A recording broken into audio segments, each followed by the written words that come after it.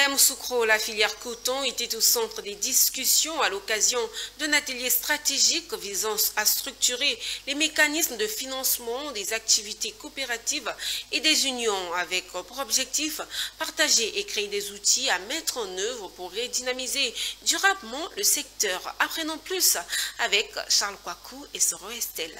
Introduit dans le nord du pays, le coton s'est peu à peu imposé comme une culture de rente majeure, essentielle pour des milliers de producteurs. Il constitue aujourd'hui une source de revenus vitale pour de nombreuses familles rurales et contribue à la hauteur de 1,6% du produit intérieur brut national. Malgré cette importance économique, la filière cotonnière a traversé de nombreuses difficultés, notamment dans la structuration et la coordination des organisations de producteurs agricoles, OPA, qui ont souffert de dysfonctionnements persistants. Conscient de ces enjeux, l'État ivoirien a lancé une politique de relance ambitieuse du secteur.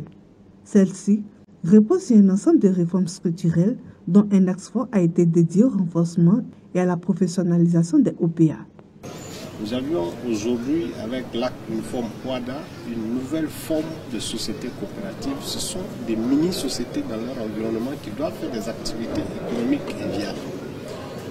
Dans le cadre du projet RESCO, nous avons mis en place un fonds pour appuyer un certain nombre de coopératives à devenir des coopératives économiquement viables et capables de diversifier leurs activités, devenir autonomes économiquement et capables d'avoir une capacité financière. Cette initiative s'inscrit dans une dynamique de soutien institutionnel conduite par le ministère de l'Agriculture et du Développement rural qui accompagne activement les réformes structurelles en cours dans la filière cotonnière. Nous saluons cette initiative et nous en tout cas sommes honorés de pouvoir participer à cet atelier qui nous permet de pouvoir véritablement valider le manuel de procédure qui définit le cas d'utilisation de ces ressources qui sont mises à disposition des différentes organisations professionnelles agricoles. Donc nous espérons que ce fonds-là sera bien reçu par les différents producteurs qui auront à pouvoir développer des projets assez intéressants qui leur permettront de pouvoir avoir une valeur ajoutée